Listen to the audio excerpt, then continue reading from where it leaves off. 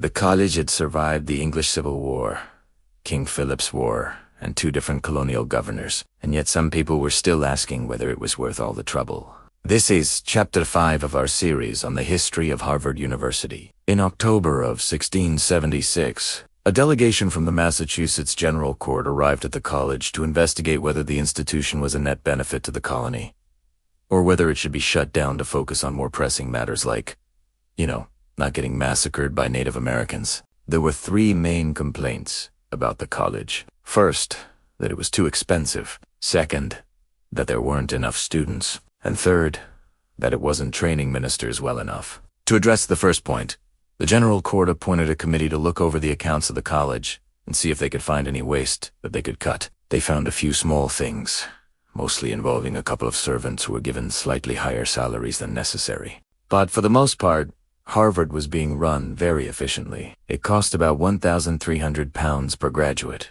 which adjusted for inflation would be about $26,000. That's a lot, especially for a working person. But remember that these students were mostly coming from wealthy families. In fact, by 1677, half of Harvard's graduates were the sons of men who had been original landowners in the Massachusetts Bay Colony, so the price tag went down significantly if you averaged it out over the course of several generations. As for the second complaint, that there weren't enough students, these was true, but for once this was actually a good thing. See, Harvard's curriculum and teaching methods were heavily influenced by Emmanuel College in England, whose motto was a sound mind in a healthy body.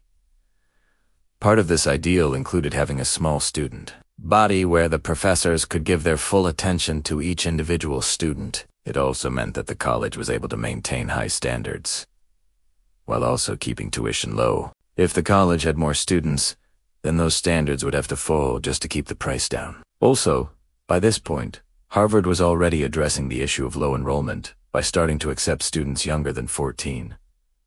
Before that, all students had to be at least 16. Which was a relatively high barrier to entry when you consider that most kids stopped schooling after 8th grade. Finally, even though only 137 students graduated from Harvard before 1700, we have to remember that this was during a time when literacy was extremely important. In fact, literacy rates among white males in New England in the late colonial period was about 75%, which is almost as high as it is today. There were few professions that required reading or writing, and so those who did have those skills tended to do well for themselves. You could say that the real accomplishment of Harvard during this time was how many graduates it produced, but how many people it didn't produce. Harvard created an educated elite that helped to turn New England into what historian Bernard Bailyn called the most literate, most argumentative, and most politically effective society in the whole colonial world. This brings us to the third complaint, that Harvard wasn't properly training ministers. In fairness,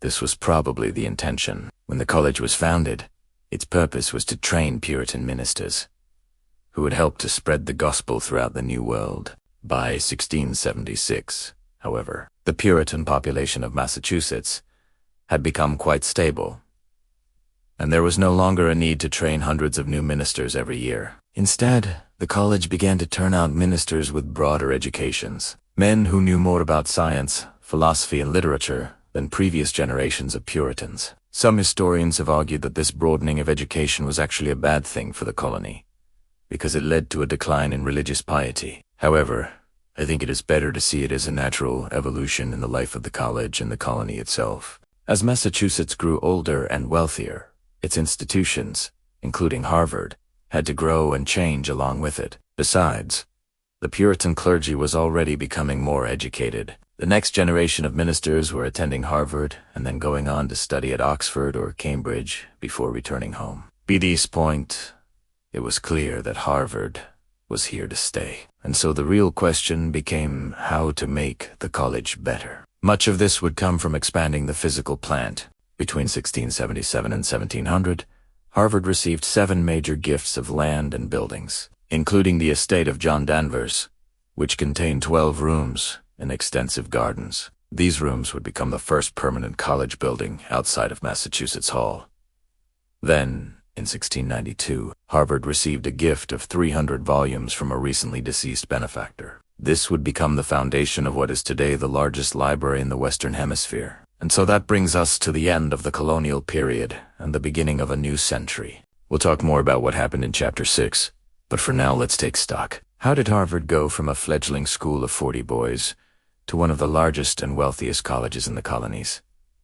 Well, the answer's pretty simple. While Harvard certainly received generous funding from the Massachusetts General Court, most of the money came from private donations. Between 1636 and 1699, the college received 83 separate gifts of money or property. Most of these gifts came from wealthy Puritans who wanted to create a godly institution of higher learning. But others came from people who saw the value of an educated citizenry. One example was John Cogan, an innkeeper and trader who left £400 to establish a public school in Boston. Another example was Robert Gutu, a merchant who left £100 to set up a grammar school in his hometown of Salem.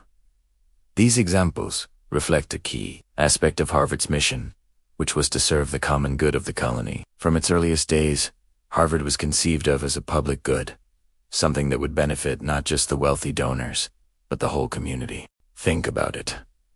When John Harvard left his books and his estate to the college, he didn't stipulate that only rich kids could use them. Similarly, when other people made donations, they didn't put restrictions on who could benefit from their gifts. This is one of the reasons why Harvard has always had an open admissions policy. It doesn't matter how poor you are.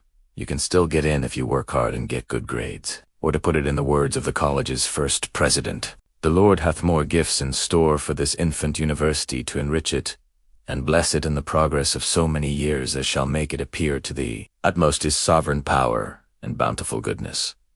Now, that quote was written in 1643, but it could have been written at any point in Harvard's history. That's because the school's commitment to serving the common good has remained constant throughout its history. From the earliest days of the college, Harvard was a place where people from all walks of life could come together to learn and grow. It didn't matter if you were rich or poor, male or female, black or white. If you were willing to work hard and excel academically, then Harvard was a place where you could succeed. Take, for example, the class of 1647.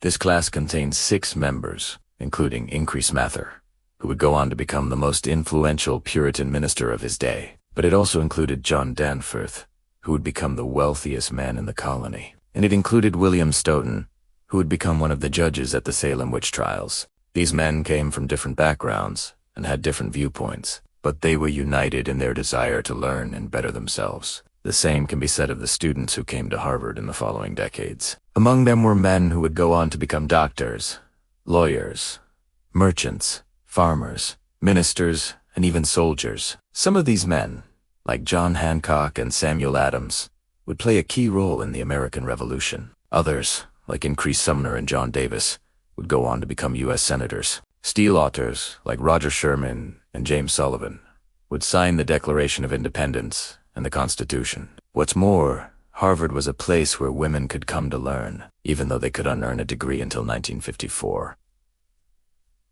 Women were admitted as students in the early days of the college, and several of them distinguished themselves as scholars. For example, the class of 1650 contained 2 women, both of whom gave birth during their studies, yet both continued to take classes until they graduated. One of them, Elizabeth Freer, would go on to become the first woman to publish a book in the American colonies. Another example was Anne Bradstreet, who was considered the best poet in the colonies. She published several volumes of poetry, including one that was dedicated to her husband, Simon Bradstreet, who was one of the earliest graduates of Harvard. Finally, Harvard was a place where black students could come to learn, although again they couldn't earn a degree until 1954. The first black student, a man named Onesimus, arrived in 1649 and several more followed. Although their records are incomplete, we know that at least one of these students, Phillis Wheatley, went on to become one of the most famous poets in the colonies. The point is that from its earliest days, Harvard was a place where people from all walks of life could come together to learn and grow. It was a microcosm of the American ideal, a melting pot of cultures and backgrounds, a place where everyone was judged by the content of their character and not by their race, gender, or wealth. That's it for this episode. Thanks for watching.